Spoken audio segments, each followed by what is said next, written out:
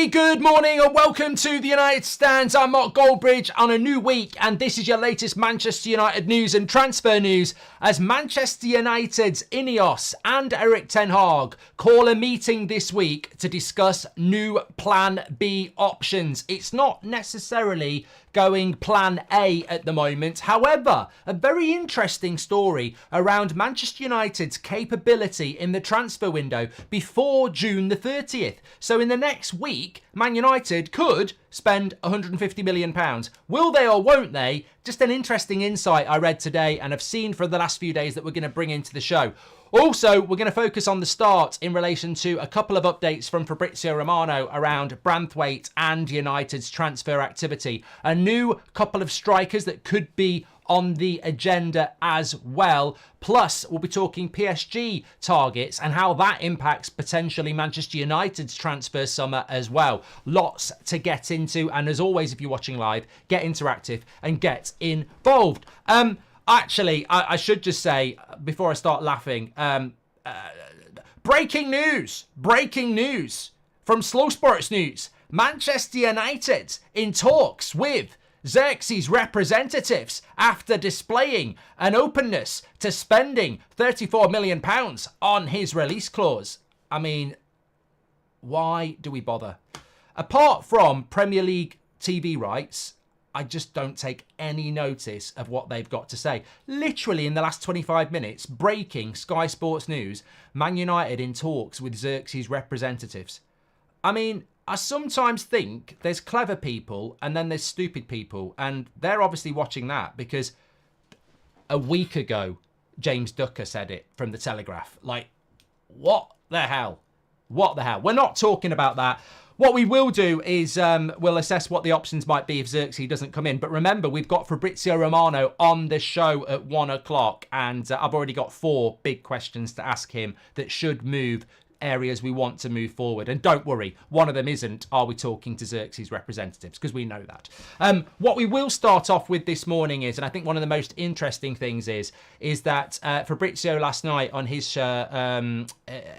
socials put it out there that Manchester United will convene with Erik ten Hag this week to discuss further transfer options. Some people have jumped on this in the wrong way. It does lead into what our budget is. But look, Erik ten Hag has been on holiday. This is the week where he will start to come back to Manchester because he's had, a month off basically since the FA Cup. The players will start coming back in early July. So Erik ten Hag meeting with INEOS this week about transfers is normal. That doesn't mean we're only starting to talk about transfers at the end of June. What will have happened is there will have been a list of priority players that were left with the club while ten Hag went on holiday. They can still interact while they're on holiday, of course.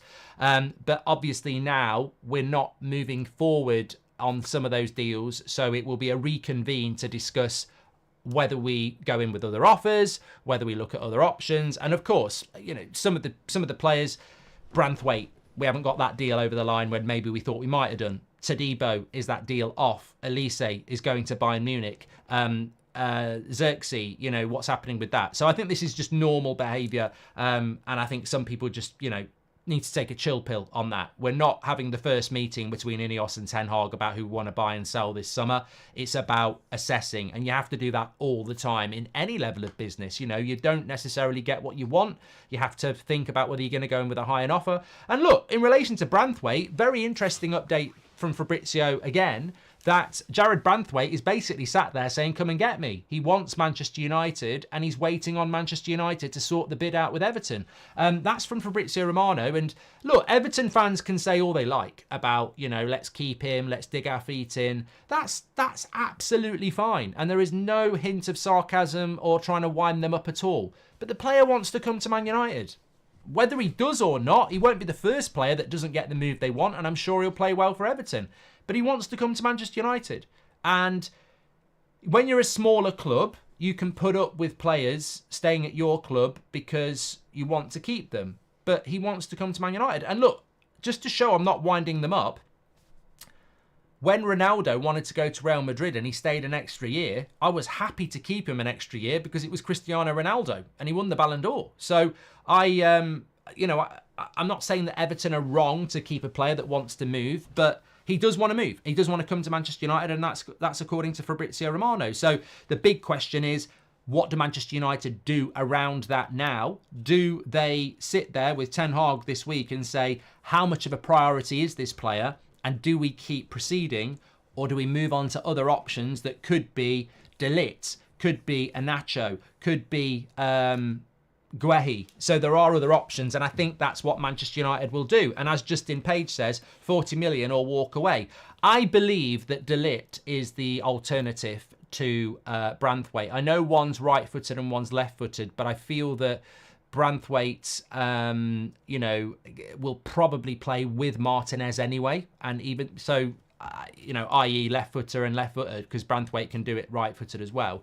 Branthwaite's an odd signing if he's just being bought as a left-sided centre-back, because you don't spend 50, 60 million pounds on a backup for Martinez. So I don't see a way that Branthwaite doesn't start if we buy him. So I think if we don't go for Branthwaite, that's where De Ligt may come into it. We know De Ligt's wages are massive. It's 250 grand a week. And we know that Bayern want 42 million for him. So look, there might be some balancing acts there, but I think that conversation between Ten Hag and INEOS this week is an important one.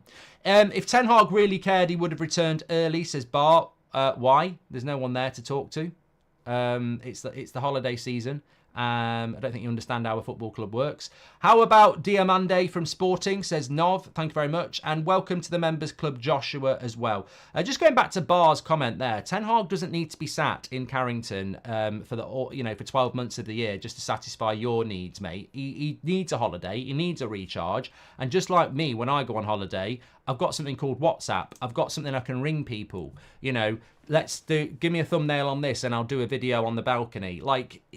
And that's somebody who's got to do content. Ten Hag can be involved in transfer decisions from Ibiza, mate. Come on. What we're talking about here is, though, getting everybody together in a room this week to reassess our options. It's not hard to do business when you're on holiday. And also, he doesn't do the business. I still think we've got people in our fan base that think Erik Ten Hag flew to Amsterdam with 80 million pounds in his suitcase and said, there you go, give me Anthony, we're off. That's not how it works. And it won't work like that at United now. Talking about fees, though, really interesting. I read this morning. I want to give a shout out to the person. It's Manchester Evening News, Dave Powell, who's their sporting business expert, apparently. Now, look, I'm not shouting him out beyond that. I'm just saying that's the article I read. There's some really good Twitter accounts like Swedish Rumble who will go into this a lot more in more detail. But, sometimes, finance for dummies is what Goldbridge needs.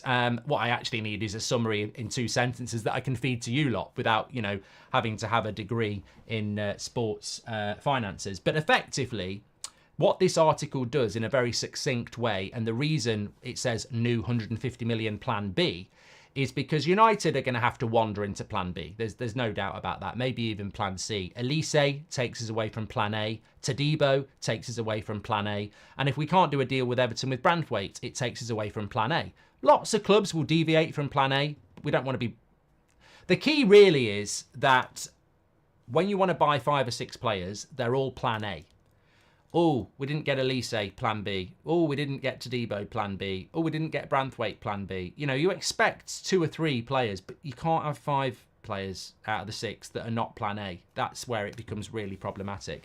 But anyway, going back to what I was saying, effectively what it says is, all this FFP, financial fair play, and PSR, profit and sustainability rules, and you've got this June the 30th deadline.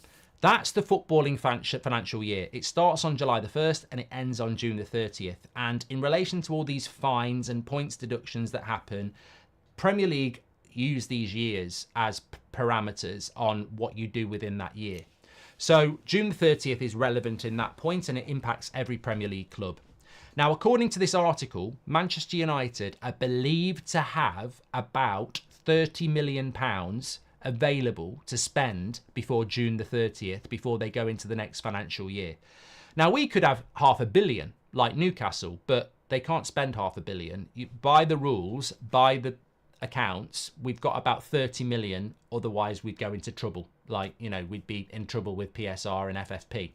So we've got about £30 million left. But what this article says is, With amortization, which is where you spread your transfer over a number of years, that 30 million on a 5-year contract, you could spread out over 5 years. So it could be 30 times 5, 150 million. So effectively, Man United could buy 3 players before June the 30th to the value of 150 million pounds, as long as they're on 5-year contracts. It doesn't mean that Sir Jim Ratcliffe's going to do it, but it's a little insight into what doesn't get spoken about a lot. And there's a lot of things that don't get spoken about around football and about Manchester United. But bottom line is, we could spend £100 million before June the 30th if we wanted to. I don't think we're going to do that. I don't think we'll spend anything before June the 30th, I'm being honest. I don't think we'll finalise any deal in 6 days. I think they'll all go into the next financial year.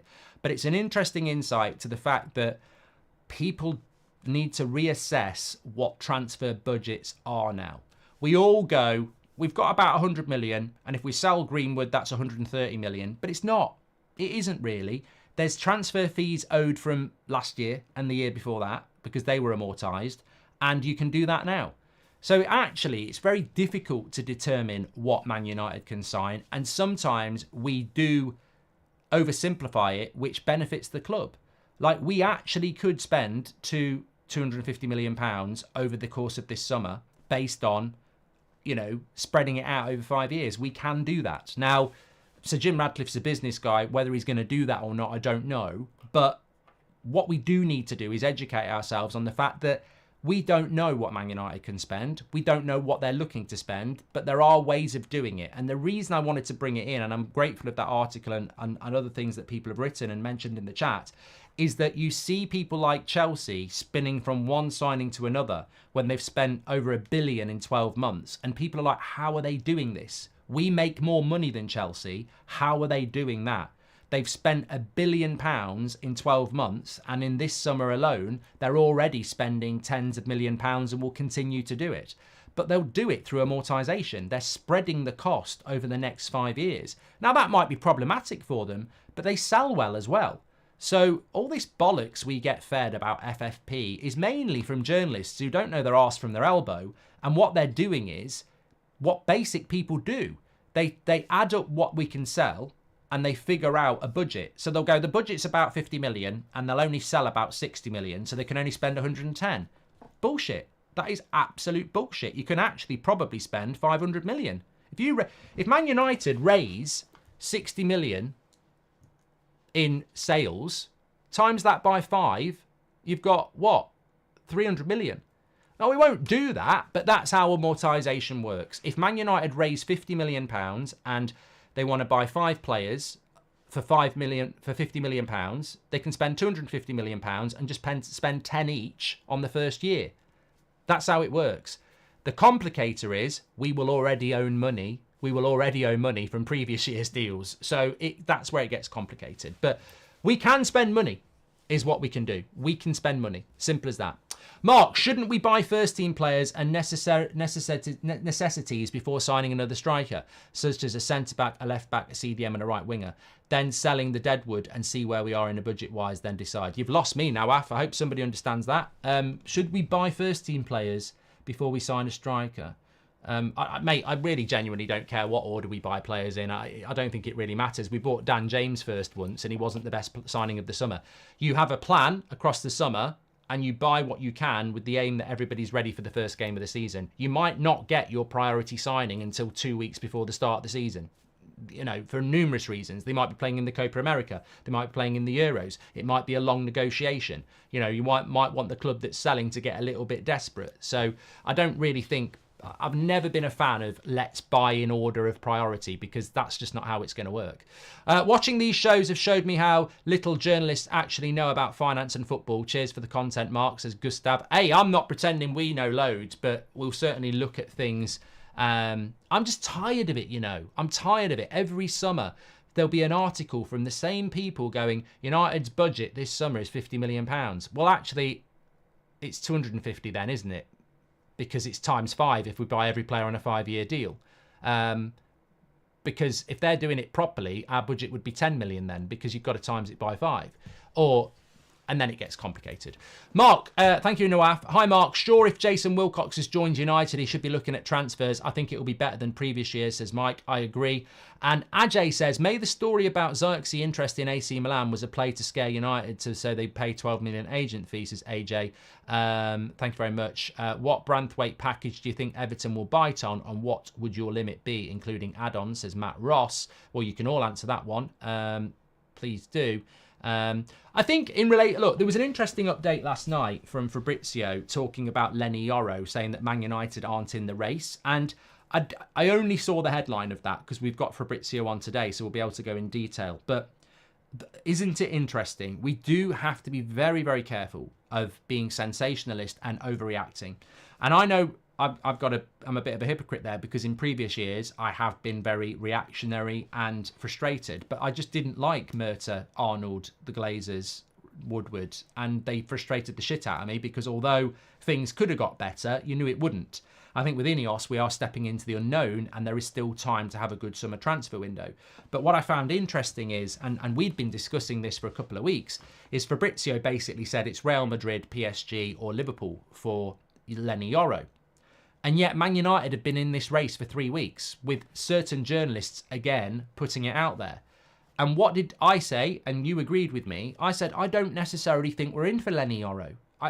There's 5 principles of a transfer, and one of them is we're being used by the selling club to generate more interest. Everybody knows we want a centre-back. Everyone knows we want a centre-back. So if you're Lille and you throw Man United in and you feed it out to a few agents and a few journalists to try and boost the price from PSG and Real Madrid and Liverpool to get a bidding war, I don't think we're ever in that race. It's not logical. And unfortunately, the sad side of that is, and maybe these people are naive, is that you get people begging on Twitter saying, please make it happen, Yoro. And they've been hipstering him for 2 years. But, reality bites, that was never going to happen. Never going to happen. And look, if it's breaking news, here we go today, it's a very, very sensationalist surprise. But in a real world, it's not going to happen. It never was going to happen. And you've got to be careful about how you invest your emotion in transfers, because if you genuinely thought we were going to get Yoro and you see him holding up a Liverpool or a Real Madrid shirt, that takes something away from you. That erodes your frustration. Of course it does. And I think in transfers, you start off a mountain of positivity, like a big mountain of gold, and then people start shoveling it away, and it isn't long before you're half the mountain or you're flat. And at the moment, I would describe Goldbridge's mountain as huge. But no, seriously, I would say I am not eroded much. I still am a beacon of positivity, because I still think we can do a lot. But I don't get broken down by stories that I just don't think make sense. And Lenny Yoro was not something I ever invested any passion in. Elise I was a bit disappointed, but I sort of see why we didn't do that deal. And I think that there are just stories out there that are complete bollocks. I'm not convinced about De Ligt. And again, I've seen certain journalists link us to Yoro, and they're linking us to De Ligt. And I think, well, De Ligt's on 250 grand a week. I just don't see that happening. But I think he's more viable than Branthwaite. And going back to that question as to what I would do about Branthwaite, I want us to sign the player that we want to sign. And INEOS want Branthwaite, and Ten Hag wants Branthwaite, so I want us to get that player. I'm not the manager of Man United, you're not the manager of Man United, and I always think the Mourinhos of this world and other managers of Man United do have a legit excuse 2 or 3 years later when they talk about Man United and they go, I never got the players I wanted. And yes, you got the sack, and we all wanted you to get the sack, but part of you goes, yeah, they did deserve the sack, but if they didn't get the players they wanted and they weren't allowed to sell the players they wanted, then there is a mitigating circumstance there. And if we don't get Branthwaite and we go and get Plan C, then again, you're looking at Casemiro, who wasn't Ten Hag's choice. You're looking at other players that weren't Ten Hag's choice or Mourinho's choice, and it does give them a reason to sort of go, well, look, I did fail, but there were reasons for it. I want us to get Branthwaite because he's the Plan A. Whether you think he's good enough or not, I do. Some people don't. But he's the one that INEOS want, and he's the one that Ten Hag wants. So I want us to get him, but not at any price. So I think this update from Romano in the last few hours that Branthwaite's waiting on us and he wants to come to Manchester United, I think I look at that and I go, well, what would I pay? We've offered 35 plus 8 in add-ons. That's always too low. Even I say that's too low. But I would ideally do 40 plus 10. I think that's a fair deal. I don't think Everton will go for it. So my top bid would be 45 up front with 10 add-ons, maybe 15. But those 15s will not be easily achieved. I don't mind paying £60 million for Branthwaite over 5 years. If he hits like 50 caps for England, we'll give you 5. You know, if we win the Premier League, we'll give you another 5. Those sort of things I would do, but I wouldn't give them top bid 45 million up front. What we do in add-ons, I don't really give a shit if the add-ons are good add-ons, but 45 million is the top I would go to. Mount and Malacia will be like 2 new signings, says Abdul. Positivity from Abdul there. I don't think Malacia is ever going to be like a new signing because I just don't think he's good enough, really. Maestro, thank you very much. Look, and I'm not digging out Malacia there. I'm just being real. Like, I've just done a video that's going to go out about England and Harry Kane fucking moaning about sympathy. And I'm like, you know, it's competitive sport. If we play the sympathy card, and Man United, we've been doing it for years, we've got to stop feeling sorry for players who come out and do nice interviews. Like, fuck off. Seriously. This is... I think about what I grew up with Man United, and we weren't very good in the 80s. We weren't very good. And in the 90s, we had this revolution that Sir Alex Ferguson had taken years to build. Youth, mentality, standard. And you very rarely got a Beckham or a Cantona or a Ronaldo or a Rooney or a Keane coming out saying, it's not fair, the criticism we're getting. Oh, I'm gonna do an interview about, it's just not fair how I know I'm shit, but it's just not fair how I'm getting criticised. I'm so bored of it. Like, we have to up the standards. Professional excellence, mental ability and consistency. Elitism is what you need. I know elitism is a word that a lot of people associate as a negative in today's modern society, but in sport, elitism is the word. Sports Day this week. I'm sure a lot of people have got kids that are going to be at them. Seb's got his this week. You know, I'm sure everybody will get first prize, even though one of them won't finish the race because they're not fit enough to do it, if we're being honest. I disagree with that. I think that in sport, you should applaud excellence. You know, some people are born to run fast. Some people can swim fast. Some people are strong. Some people are good at football.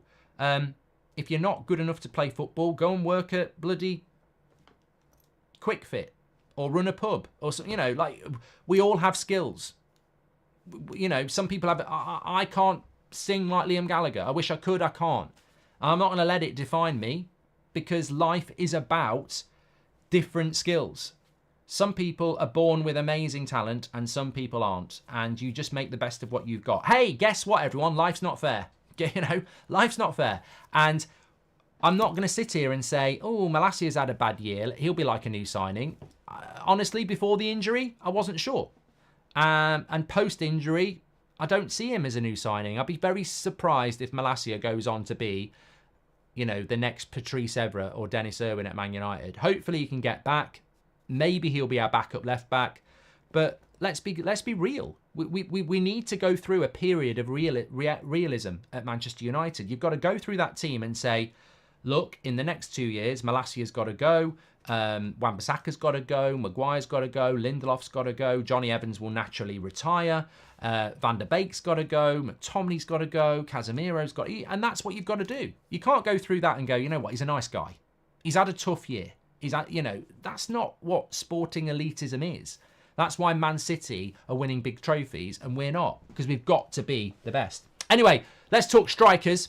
As I said, Branthwaite, let's see what happens this week. I'm not going to sit here on a Monday morning with you, actually, and say that this week's going to be revolutionary. This is the week. It's the last week of June. We're going to get some business done.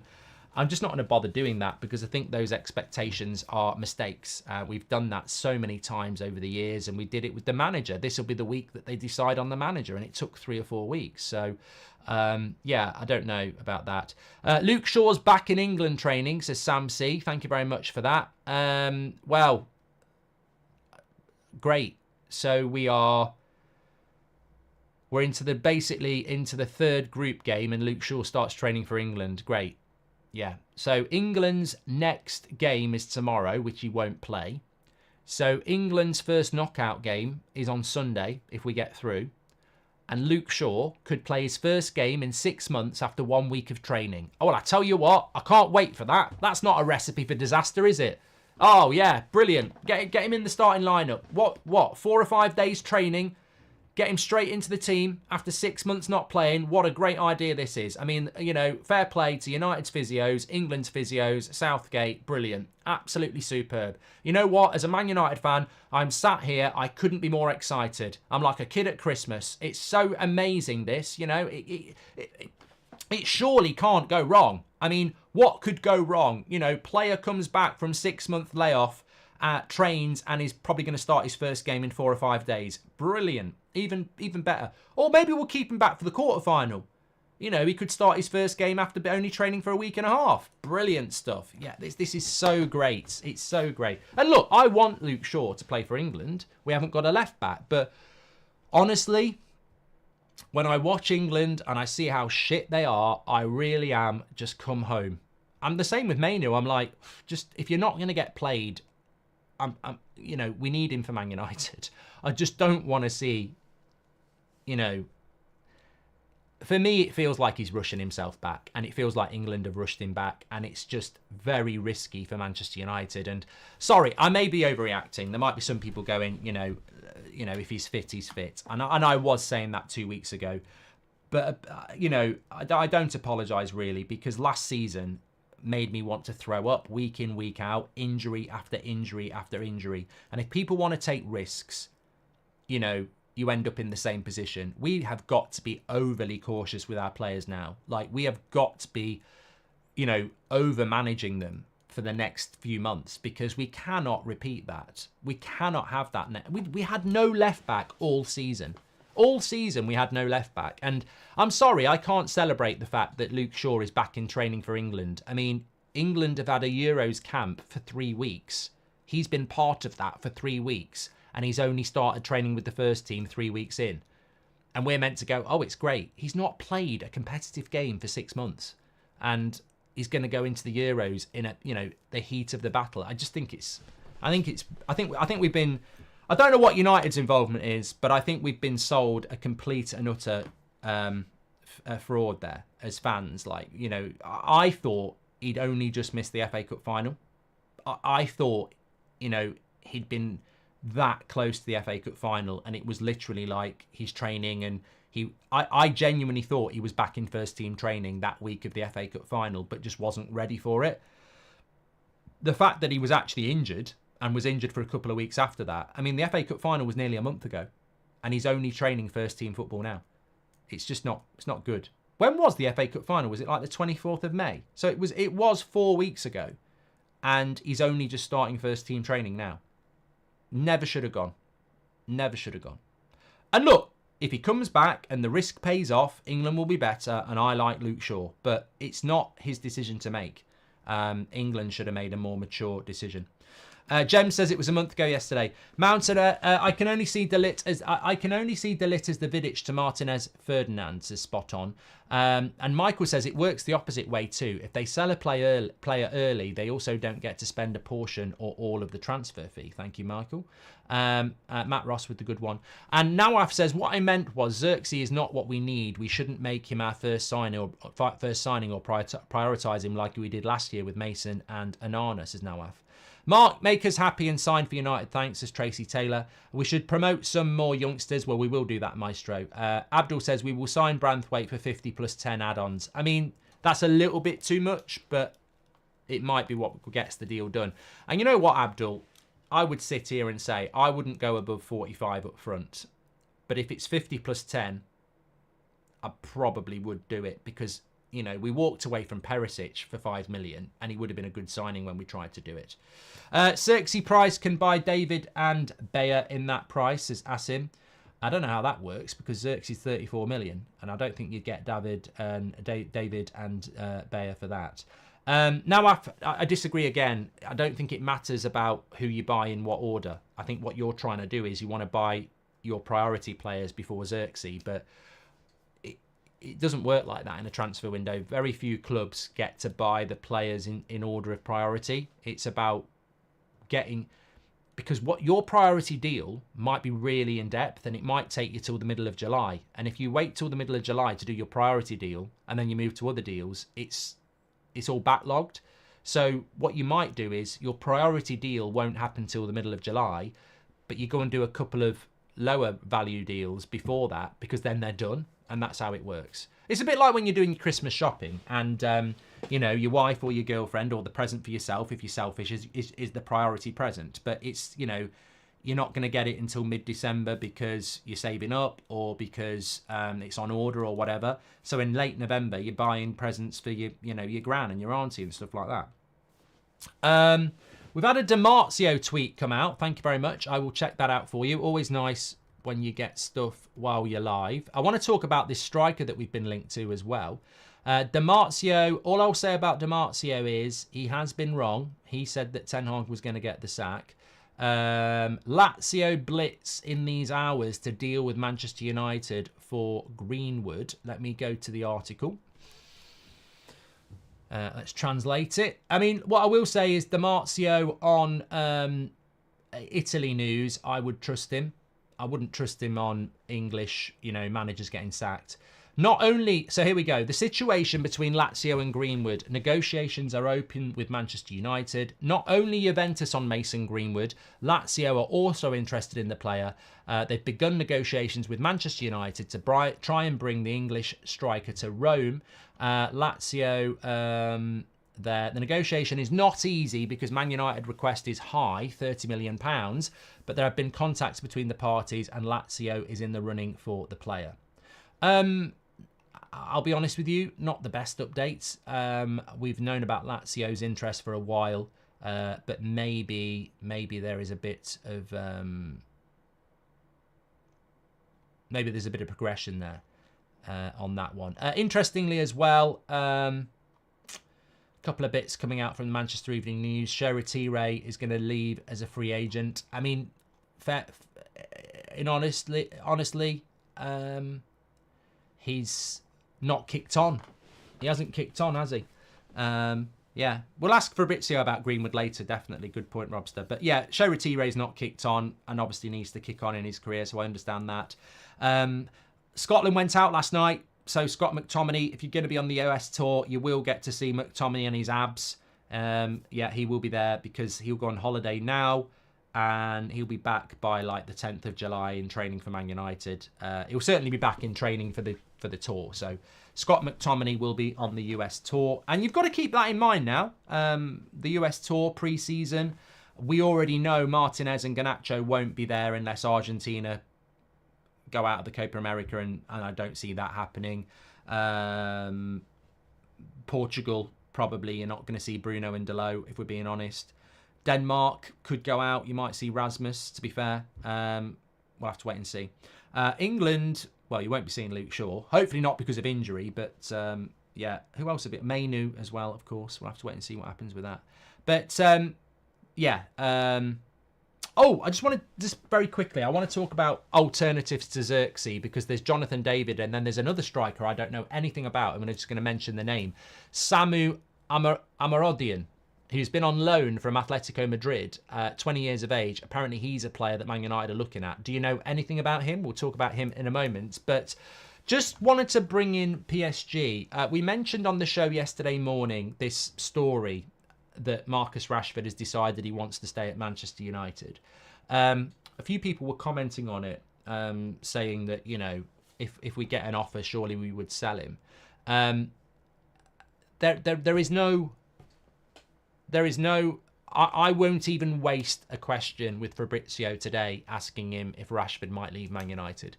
Like, there literally is nothing out there about it. He's on holiday, he's recuperating, he will have a good pre-season, and hopefully he'll hit the ground running for Manchester United. But there is nothing out there. And if somebody's hoping that there's going to be some breaking news, his agent couldn't get him a move if he wanted to. Man United can't generate interest if they want to. There is nobody looking to do this deal. Now, that's not necessarily because he's a bad player, but it's just his wages and his price for what he is No one's going to go anywhere near him. There is zero interest in Marcus Rashford. So to all those people in the comments saying we need to sell him and then buy Nico Williams, like, we're not going to. You need to start getting your head around the fact that we need to see the good Rashford next season. We need to see the goals from Rashford. We need to see the good performances from Rashford because he's going to be here next season. On PSG, have looked at him before, but PSG are looking at Neves, who we are, and Kvaratskhelia from Napoli is their priority, who also plays on the left. So they're not looking at Rashford. He's not on their plan, and nobody else is looking at him at all. So just a little update on that. I also saw something just before. I think it was on. Somebody put it out on. I don't know. It was an article saying that Rashford's performances last year were hindered by the way that Ten Hag set up the team and the introduction of Rasmus. And I thought, what a load of shit. I mean, we can't make excuses for bad performances. Like, excuse culture is a weak culture. These players that played badly last year need to look in the mirror. That's the fault. That's the mentality. All elite sportsmen are their biggest critics. Stop making excuses for players who should be performing better. I watched Rashford last year. I watched Casemiro last year. I watched certain players last year, and they were dreadful. There was no excuse. There was no tactics that made them bad. They were dreadful. Misplaced passes, shooting from 40 yards, not getting their head up, you know. Blame culture needs to disappear from that football club. These players need to start blaming themselves, focusing on themselves. Elite mentality, your own biggest critic. And I'm just telling you now, it will get better. Hi Mark, Ahmad says, I live in the US and was wondering where the information on the tour will come out. I'd love to see you all in the team in person, says Ahmad. It's already out there, mate. I mean, I can't remember the exact dates, but Arsenal and Liverpool last week of July, and I think there's a midweek game, isn't there? I mean, I'm so in the Eurozone at the moment, but yeah. What I meant, Mark, we've done that from Nawaf as well. So, yeah, let me talk to you about strikers. So, look, we'll get the update on this from Fabrizio at lunchtime because apparently on Fanta Light or whatever it was yesterday, Romano said that Xerxes' priority is AC Milan. So we will get that from him in words on the United stand this lunchtime. But what the truth is around that.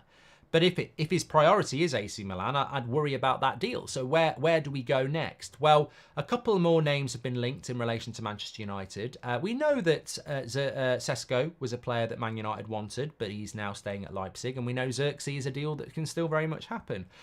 Jonathan David is another name. He's cheap because he's only got a year left on his contract, and he's a player that United have scouted, and we know all about Jonathan David. Some of you don't like him. Some of you don't think he's good enough.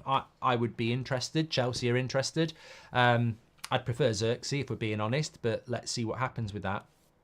But another player that has been linked to Manchester United this morning, and look, I wouldn't normally necessarily always bring the name in, but you just never know whether that player is suddenly going to become a hot target. So I do like to bring them in just so we go, remember we mentioned that?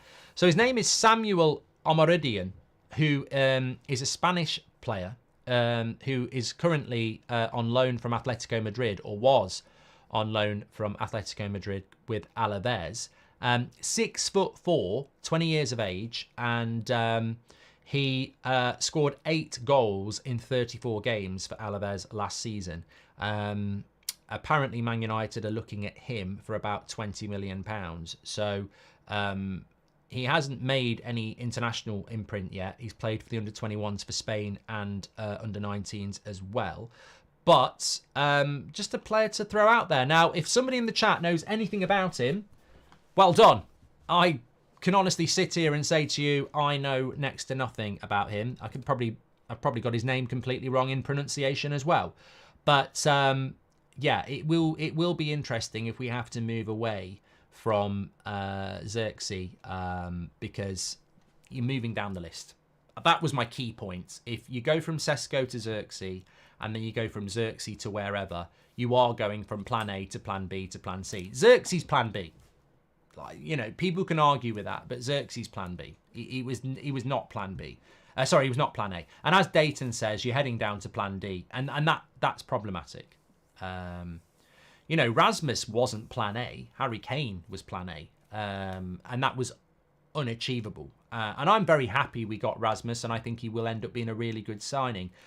Sometimes a plan B is fine, but you don't want to be wandering into plan C and D. And INEOS certainly won't want to do that. But that's the problem, you know. It's a competitive market, and I don't know about Man United's midfield option. It's one of the things I want to talk to Romano about. I don't know our left back option. I don't know what we're going to do at right back. You know, I want to know. I want to get what I want from Man United this week, and let me know what your thoughts are. But what I want to see from Manchester United this week is I want to see a bit of clarity. You know, I want to see not everything's going to get solved in the next 2 weeks, but I want to see, right, are we going to get Branthwaite? Are we going to get Xerxes? And those two deals would be to know where we are in the next week about Branthwaite and Xerxes.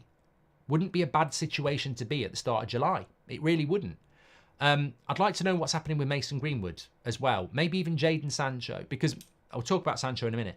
We're also hearing about interest in Casemiro and Wan-Bissaka and Lindelof. I mean, are these players coming or going? And I think that, you know, straight away there, you've got Branthwaite, Xerxes, Greenwood, Lindelof, Wan-Bissaka. That's 5 players that if we could have some clarity by early July, you've done quite a bit. What you don't want to be is mid-July, nothing. And we've been there before. So if we can have some clarity on those 5, positive clarity, like we signed 2 and 3 go by early July, I think suddenly we're in a good position. Now, Sancho's really interesting. It's gone very, very quiet on Jadon Sancho. And if we weren't so busy with so many other things, I think it would be more priority news. I've said before, the last thing I want to see in the first week of July is Donny van der Beek, Jadon Sancho, Mabry, Greenwood, and whoever else walking in, smiling to Carrington with their boots under their arm. And I've got nothing against some of those players. I like Donny. I do like Donny. The Greenwood situation just needs to be resolved. You know, I like some of those players. Mabry, I like Mabry, but they're the past. They're not the future. And when you see first day training at Carrington, you're meant to be optimistic. And for so many years now, we just see players wandering in going, oh my God, they're still here. And, you know, what is happening with Donny van der Beek? Like, where is Donny van der Beek? What's happening with Donny van der Beek? What's happening with Jadon Sancho? They can't be 2 players that come back for pre-season tour. Like, you know, they can't be going on the tour. They can't be coming back to Carrington. It's just you know, they're not good enough.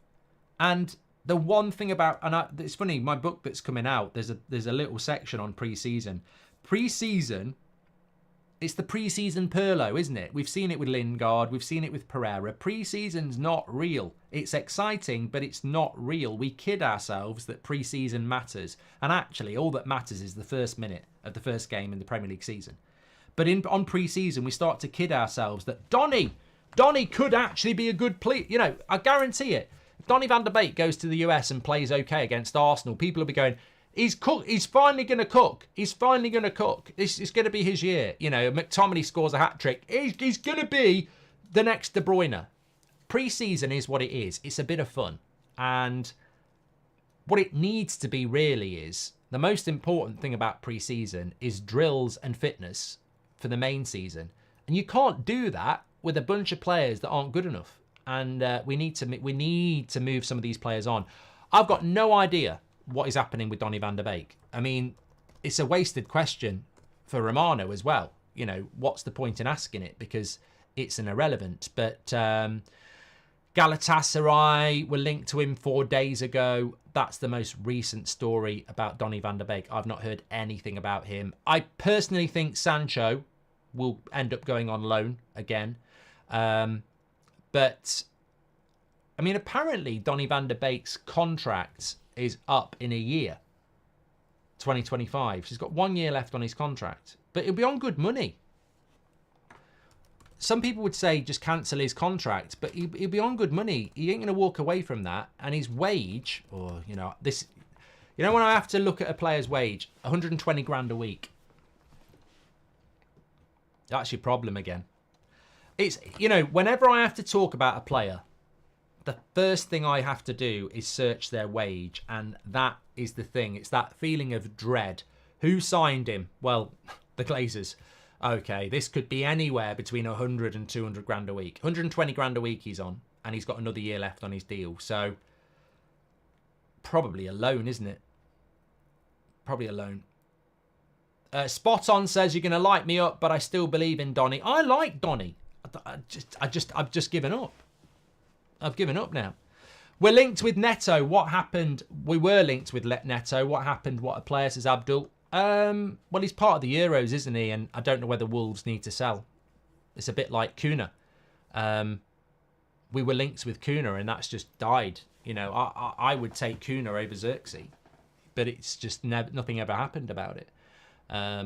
Just went really quiet. So Wolves obviously are not in a position where they want to do good business, i.e. good business for us. If they probably don't need to sell. So maybe Wolves have said to us, Kuna 60 million, and that's double what we would like to spend. We definitely seem to have a type, tall, powerful strikers, more crosses and more long ball on the counter. It's something to watch, says Durian. Big Zed says, apologies, Mark, I need to go to the bathroom. We'll catch up with the rest of the video later. Might be a while. Lovely stuff. Maestro says, I've seen Samu play. He's very fast, but his finishing is atrocious. He's a hard worker and he is skillful, but I don't think he's our answer. Well, this is what I mean, Maestro. You're heading down the queue, aren't you? You're heading, you know, towards the plan B options, aren't you? That's that, which is what we don't want to. Well, no, not plan B. We're heading down plan C, plan D. Yeah, so we don't want to be doing that. No one wants to be doing that. Bit of exciting news for you tonight. I'm doing Croatia against Italy in the Goldbridge Arms, which means I will be doing the 7 o'clock show in the Goldbridge Arms, which I'm looking forward to. It's always nice to do it in different locations. I'm not even talking about football streaming there. I'm talking about something else. But no, it is, and I will be in there at 7. We've got Fabrizio Romano at lunchtime. Big updates. We're going to delve into some topics there around what's going on, and we would expect to get some big answers around the midfield.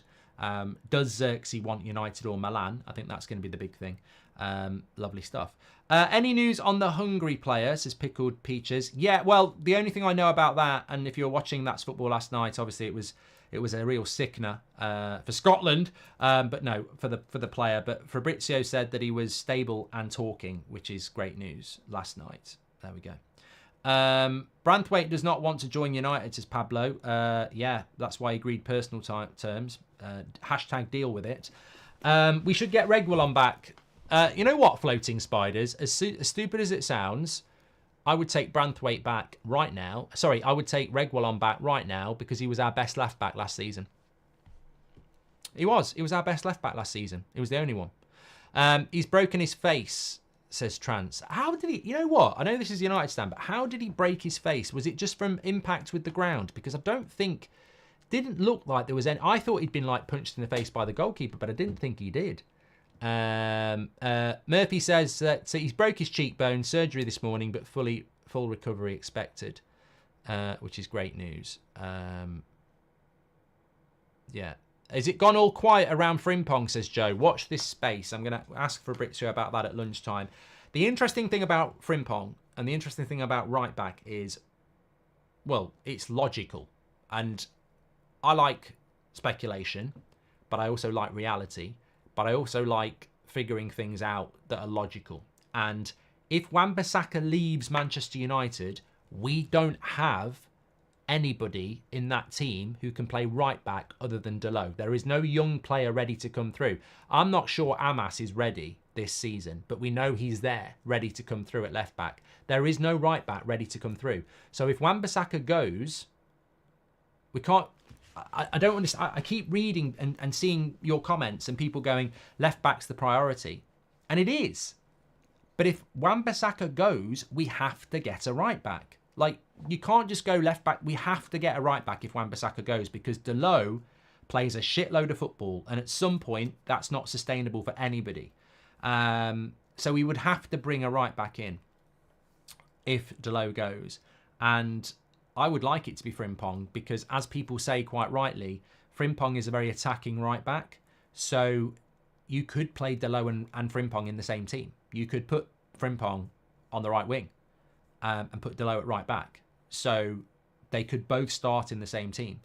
In certain games, you could play Frimpong at right back and just put Delo on the bench and rotate. Frimpong is like Trent Alexander-Arnold in the sense that he is ridiculous going forward. Defensively, okay, he's a little bit suspect, but going forward, he's amazing. What we need to do is get into the mindset that I'm in, which is I don't give a shit about defensive right backs. I'm not bothered. We don't want to be Mourinho United or Oli United. We want to be like Arsenal. We want to be like Liverpool. We want to be like Man City. We want to be an attacking team with 70% possession, creating chances. And to do that, you need attacking fullbacks. I understand why people get concerned about Frimpong defensively, but that's because you're stuck in the last 5 years of defensive United. We want 2 centre-backs playing a high line. We want 2 fullbacks bombing forward. You know, do Liverpool obsess about Trent defensively? No, because 80% of the season he's attacking. Okay, when you go to the Etihad, you might get exposed, but yeah, we need to be more attacking. And the interesting thing is, if Wan-Bissaka goes, we have to buy a right back, and he is the best available person out there at a very reasonable price. But competition will be there. And Joe's right, Frimpong is so cheap at £35 million. Thank you everybody for tuning in. We could use James Garner fees and clause for Branthwaite, says Keith Boy. Thank you very much. Do not forget to subscribe, bottom right hand corner, because you will not want to miss the Romano video, which is coming out. I think it will come in. We're doing it at 1. Might be 2, but I think we're doing it at 1. Don't forget I'm in the Goldbridge Arms at 7. We'll react to any breaking news. Hopefully we'll get some breaking news this week. Hope so. Take care. Have a great day. I'll speak to you all in a bit. I've got a video going out on That's Football about England. If you want to check that, it'll be out in about 10 minutes time. Yeah, we will see you for Fabrizio in a couple of hours. Take care, everybody. Fantastic show. Lots to get through as usual. I'll speak to you all in a bit.